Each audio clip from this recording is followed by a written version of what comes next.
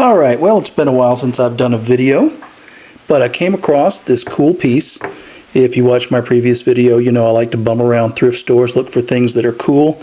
And I think this is like a candle holder, or you put a light up there. But anyway, found this for just a couple bucks. It says 12 on the bottom. They charged me $2.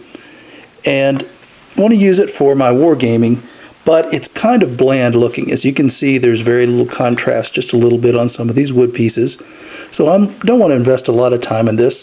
I wanted to look at some simple ideas for how to just make this look a little better. Now I know that Adobe is bland by nature, but it's not this bad. So what I'm going to do is I'm just going to make the wood bit stand out, the pile of stone, and then we'll put a little wash on this to make sure that you see the details a little better. So it's going to be quick and easy.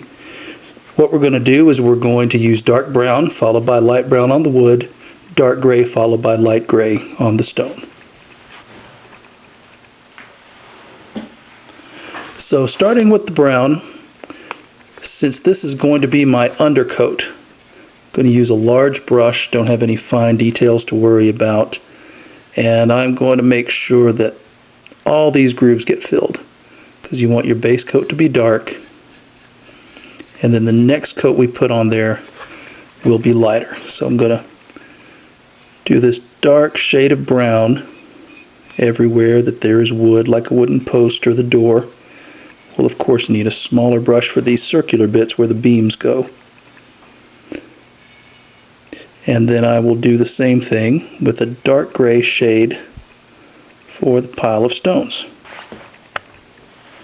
Alright, as you can see, I've got the first coat down on these details, painted all the wood brown and the stones gray. And then the other thing I did with the wood was I added a brown ink to it, because I wanted that to be good and dark. When you're dry brushing, the only way to make details show up is to make sure that the low parts, all the grooves, the indentations and cracks, are filled with a very dark color. So we've got this ready to go.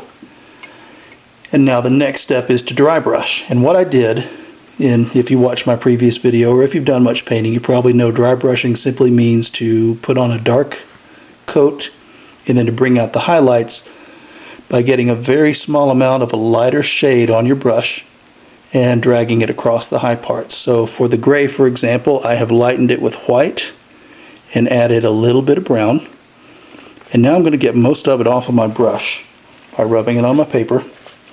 And then I'm going to just gently drag this lighter color. I'm not going to force my brush down into the grooves.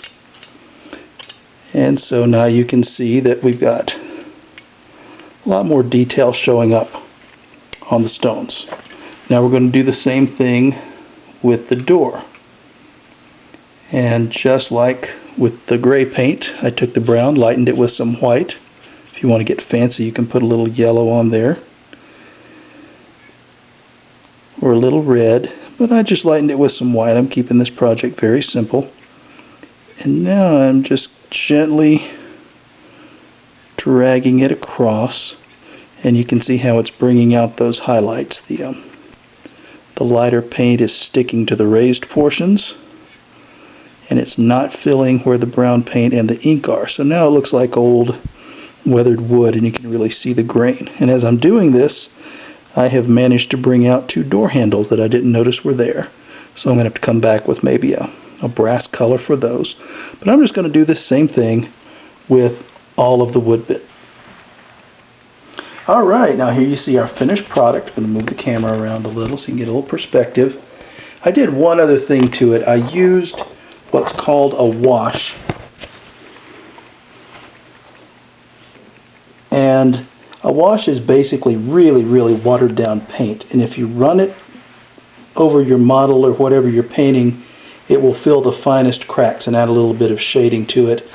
And what doesn't fill a crack will run down to the bottom. And I haven't taken it off yet. You can see right there that it's happened on this model. In a second I'll dab up the rest of it. And a wash can really save you if you're like me. You're no artistic ability, but you really love doing terrain and miniatures. Just by doing the things that we've talked about in this video, the dark undercoat, the dry brushing, and the wash, you can have some pretty good results. For example, I picked up some dollar store Cowboys and Indians,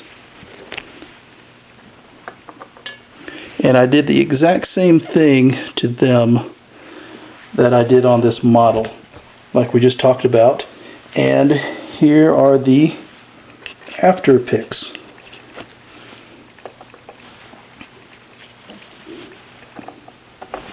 And you can see they look pretty good. You know, they're not the fanciest and most detailed figures, and I'm not the most talented guy, but like I said, just by applying the exact same concept on this wargame terrain, I turned some cheapo plastic into some nice miniatures. So just remember, dark undercoat, light dry brush, add a wash.